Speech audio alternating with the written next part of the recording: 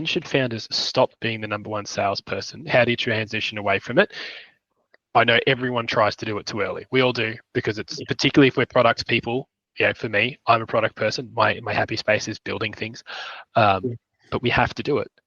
How, when, why, and when do you measure if it's a success or not to do that? No, it's such a great question. So if you put it this way, like, you can evaluate a successful coder. There are objective measures you can put in place to at least, do a reasonable job. And the same with most other fields or technical fields or admin roles and things like that. The problem with a salesperson in early stage is past success is not a great predictor of future success in the early stage space, right? So your typical mode of, look, I'll just look at your last sales results and compare that. That's a perilous one, right? And now it's really difficult without that to evaluate their sales prowess, right? So, and the second thing is, let's say you were to hire me to work for WorkGuru, but you've never done the sales process.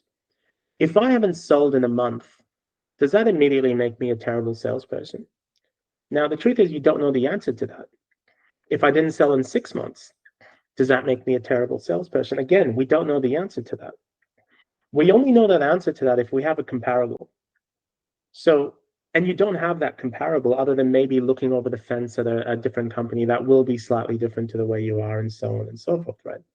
So my issue with not doing sales is, if you don't know what success looks like from the perspective of time to close, how long it should take. Is generating 5 interest points a week amazing, or is that horrendous? And if all 5 of them said no, is that a customer demographic issue? Is that the salesperson misbehaving? What's all of these challenges, right?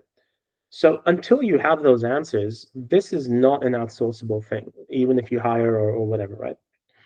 So to me, it's when the funnel is able to be codified, right?